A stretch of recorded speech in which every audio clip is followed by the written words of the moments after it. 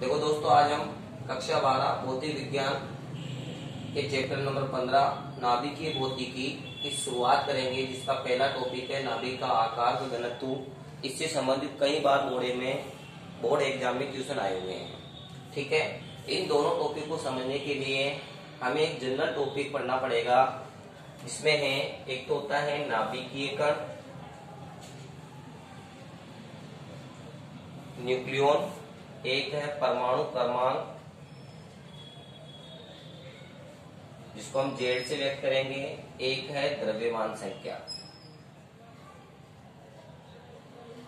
ठीक है, हमने पढ़ा है पदार्थ का सबसे छोटा कण होता है परमाणु, और परमाणु के केंद्र में रहता है नाभिक। नाभिक में दो प्रकार के कण पाए जाते हैं, प्रोटॉन और न्यूट्रॉन। ठीक है, नाभिक में दो प्रकार के कण पाए जाते हैं, प्रोटॉन और न्यूट्रॉन। इन दोनों ही कणों को कहा जाता है नाभिकीय कण। ठीक है, अगर उस नाभिक में प्रोटॉन की जो संख्या है वो 10 है, तो जो प्रोटॉन की जो संख्या है उसको कहा जाता है परमाणु क्रमांक।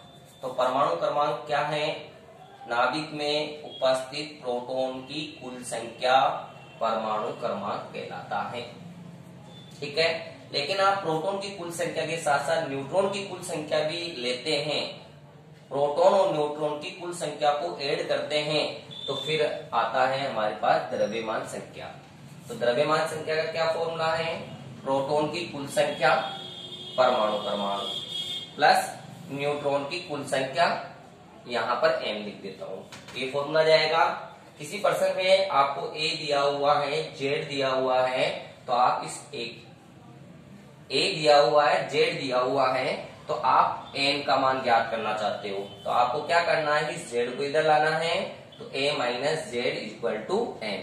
इसका मतलब a में से z को घटाकर आप उस नाभिक के लिए न्यूट्रॉन की कुल संख्या को क्या कर सकते हो? ज्ञात कर सकते हो।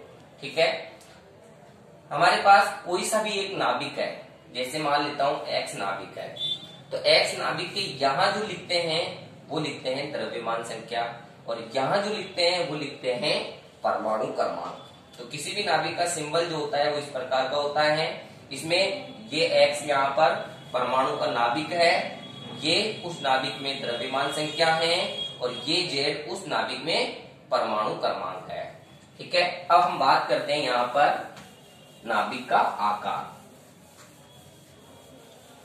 देखिए, नाभिक का आकार का मतलब है त्रिज्या, और त्रिज्या का फॉर्मूला होता है r बराबर r0 e⁻⁴।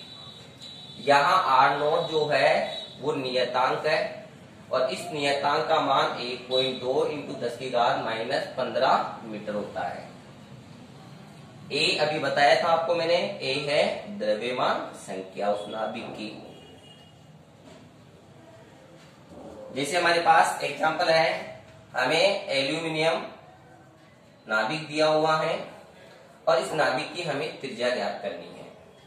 ठीक है, त्रिज्या को ज्ञात करने के लिए फॉर्मूला काम में लेंगे। इस फॉर्मूले में r0 का मान लिखेंगे 1.2 इंटू 10⁻⁻15, और a का मान लिखेंगे, कितना है a का मान? 27, तो यह आ जाएगा 27, और यहाँ घात आ जाएगी 1/3। ठीक है, 27 को हम लिख सकते हैं 10⁻3। ठीक है, तो r बराबर 1.2 इंटू 10⁻⁻15, और यहाँ लिख देंगे 10⁻3, और ये ऐसे कैसे, ये कैंसिल हो गया, बचा क्या? 3 को इससे गुणा कर देंगे, तो r बराबर 3.6 इंटू 10⁻⁻15 मीटर। ये हमें एल्यूमिनियम नाभिक की त्रिज्या ज्ञात हो गई। अब बात करते हैं अपन घनत्व की।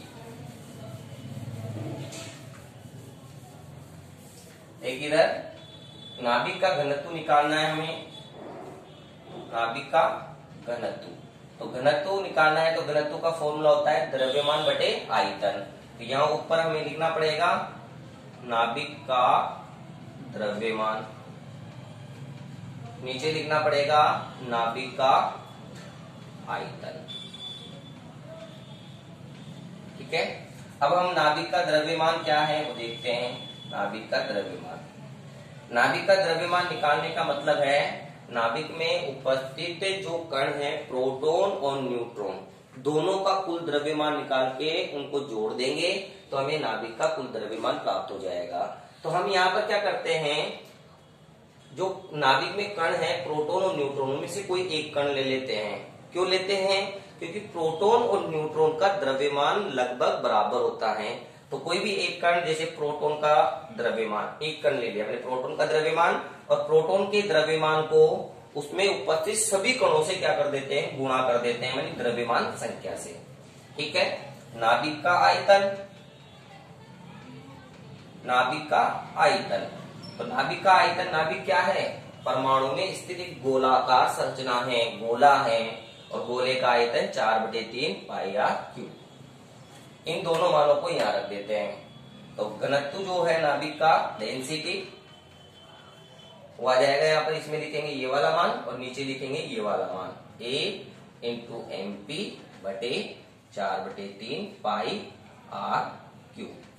अब हम यहाँ R की वैल्यू लिखेंगे, अभी देखा था R बराबर R0 A⁻⁴ तो यहाँ पर आ जाएगा A × MP बटे में 4/3 पाई, और यहाँ लिखेंगे R0 A⁻⁴ ये वाला मान, और यहाँ पर 3 है, ये 3 लगा देंगे।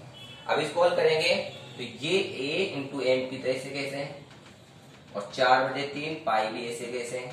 अब ये वाली घात जो है इसके ऊपर भी आएगी और इसके ऊपर भी आएगी, तो ये R0 के ऊपर 3 घात आ जाएगी, और ये 3 घात इसके ऊपर आएगी तो ये कैंसिल हो जाएगी नीचे से, तो ये A बचेगा, A से कैंसिल हो गया। अब बचा क्या इसमें, MP 4/3 पाई और R0। हम इसके मान लिख देंगे इसमें, तो MP जो है प्रोटॉन का द्रव्यमान 1.67 × 10⁻⁻27 किलोग्राम, बटे में 4/3, पाई का मान 3.14, और R0 का जो मान है 1.2 × 10⁻⁻15।